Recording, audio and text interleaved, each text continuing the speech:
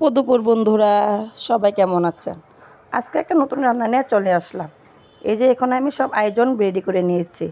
আজকে রান্না করব চাপা শুটকি, লটকা দিয়ে চাপা শুটকি ভর্তা। এই যে আমি শুটকি দিয়ে এখন খুব ভালোভাবে হলদি মরিচ দিয়ে মেখে নিয়েছি। এখন ভাজবো একটু ভালো করে। ভাজে নিলে একটু ভালো হয়, শুটকিটা একটু গ্রান বের হয়। এখন এই যে আমি ভাজছি, ভেজে এখন নামিয়ে নিয়েছি একটা প্লেটে। তার ওই তেলের মধ্যে আমি এখন সব পেঁয়াজ রসুন যা কেটেছি সব দিয়ে দিব, আস্তে আস্তে সব দিয়ে দিব এটার মধ্যে। তারপর ভালোভাবে নাড়া দিয়ে ভাজা ভাজা করে তারপর সব আমি মশলা দিয়ে অ্যাড করব।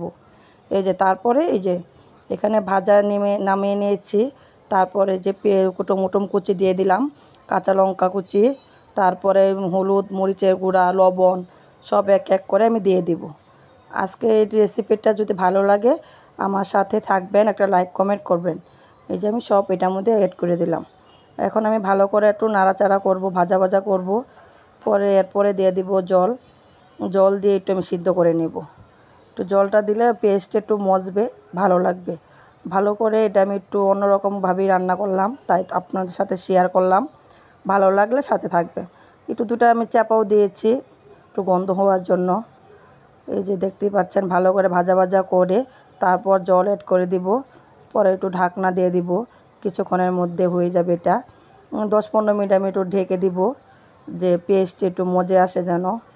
আবার ঢেকে আমি 15-20 মিনিট হয়ে গেলে আবার এটা ভাজা ভাজা করে পরে আপনাদের সামনে পরিবেশন করব।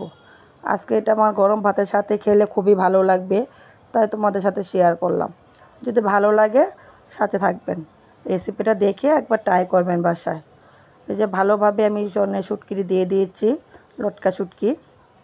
এই যে আবার একটু ঢেকে দেব, এটা একটু সিদ্ধ হওয়ার জন্য। জালটা একটু আমি কমিয়ে দিয়েছি, কারণ পুড়ে যাওয়ার সম্ভাবনা থাকে। এটা ভালোভাবে যে ভাজা ভাজা হয়ে গেছে আমার, এটা রেডি হয়ে গেছে। তারপর বাসনের মধ্যে আমি একটা পাত্রের মধ্যে নামিয়ে নেব। সুন্দর করে একটু ডেকোরেশনও করেছি আপনাদের দেখানোর জন্য। এই যে আমি একটু নামিয়ে নিয়েছি।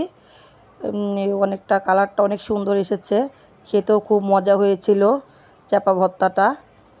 এই যে আমি একটু সুন্দর করে ডেকোরেশন করে নিলাম, আপনার সাথে শেয়ার করলাম। পরে এই ডেকোরেশনটা আমার ভালো লাগেনি, তারপর একটু অন্যরকমভাবে করে নিলাম। আজ এই পর্যন্তই ছিল রেসিপিটা। বাই।